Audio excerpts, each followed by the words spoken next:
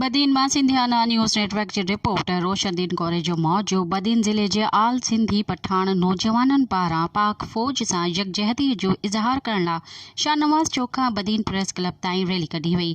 Rally में आल Sindhi Pathan youth जे कारकुननि समेत शहरियुनि ऐं सिविल सोसाइटी जे कारकुननि शिरकत कई। रैली जी अॻुवाणी आल सिंधी पठाण जे अॻुवाण आगा बाबू ख़ान पठाण कई। नौजवान ज़िले बदीन जे नाइब पगदार इमरान शाह, एडवाइज़र ऐं इतलात सेक्रेटरी नौशाद अहमद ख़ान ऐं ॿियनि चयो त पाक फ़ौज मुल्क जो ताज आहे। पूरी क़ौम पाक फ़ौज सां गॾु बीठी आहे। पाकिस्तान ख़िलाफ़ कंहिं बि साज़िश खे नाकाम बणायो वेंदो। अहिड़नि ख़्यालनि जो इज़हार हुन पाक फ़ौज सां यकजहतीअ जे इज़हार लाइ कोठायल रैली खे ख़िताब कंदे कयो। आगा बाबू ख़ान पठाण वधीक चयो त मुल्क ऐं क़ौम जो अवाम पाकिस्तान जी बका लाइ हिकु पेज ते बीठो आहे ऐं दहशतगर्दी जे ख़ात्मे लाइ शहीदनि ऐं क़ुर्बानीनि जो तारीख़ी सरमायो आहे। असां हक़ जो आवाज़ बुलंद कंदा रहंदासीं।